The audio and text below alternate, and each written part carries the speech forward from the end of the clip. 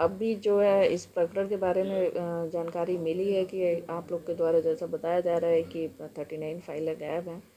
तो इस संपूर्ण प्रकरण में पत्रावली तलाश भी कराई जाएगी। अगर पत्रावली नहीं मिलती है तो जो भी संबंधित दोषी व्यक्ति होगा उसके विरुद्ध कार्रवाई की जाएगी। इसमें मैम ताजनगरी है, कालिंदी विहार है, शास्त्रीपुरा में जो भूखंड है उसमें उनका दस्तावेज थे, लेकिन अब जो भूखंड है उनकी नीलामी, जो फाइलें नहीं है उनकी नीलामी या उनको कैसे आवंटित किए जाएंगे? पहले उसकी विज्ञप्ति, अगर ऐसी स्थिति आती है कि फाइलें नहीं हैं और संपूर्ण जांच होने के बाद जो फाइलें अगर हमारे यहाँ डॉक्यूमेंट मिलता है तो उसका पेपर में विज्ञप्ति निकाला जाएगा। लोगों को समय दिया जाएगा कि वो प्लॉट कहीं आवंटित तो नहीं है, और उसके बाद अगर ऐसा आता है कि आवंटित नहीं है तब उसको नीलामी के माध्यम से विक्रय। जी सर, परिचय दीजिए अपना। मेरा नाम रवि गांधी है।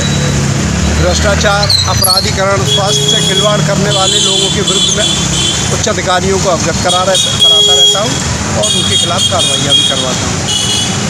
आज आपने देखा होगा दैनिक जागरण समाचार पत्र में एक समाचार छपा है कि 39 भूखंडों की पत्रावलियाँ फाइलें गायब हैं। मैं ये नहीं समझ पा रहा हूँ आगरा विकास प्राधिकरण में बैठे उच्च अधिकारियों के दिमाग में इतनी सी बात नहीं आ रही है कि वहाँ पे संपत्ति विभाग में एक बाबू है सतेंद्र, उसका भाई है राजेश।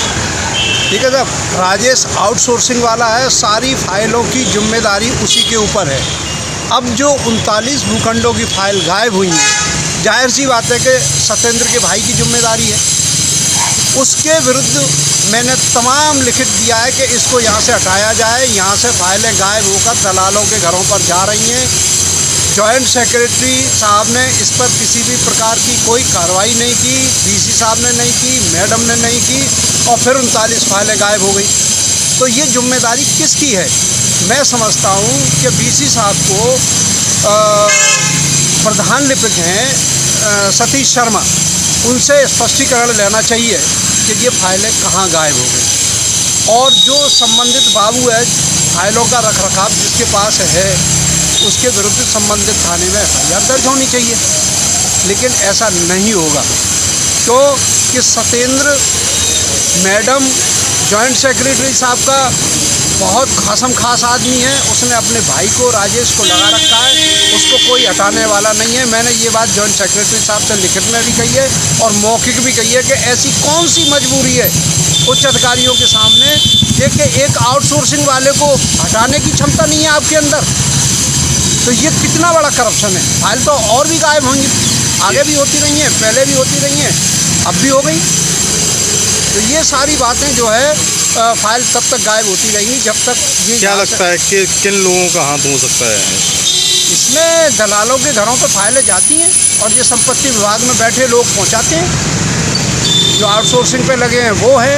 और इसकी सतेंद्र की तो जो नियुक्ति हुई है डिपार्टमेंट में, माली के पद पे हुई है, लेकिन ये लिपिक का काम देख रहा है। ये सब गलत है, ये गैरकानूनी काम है, इनके खिलाफ कोई कार्रवाई नहीं कर रहा है।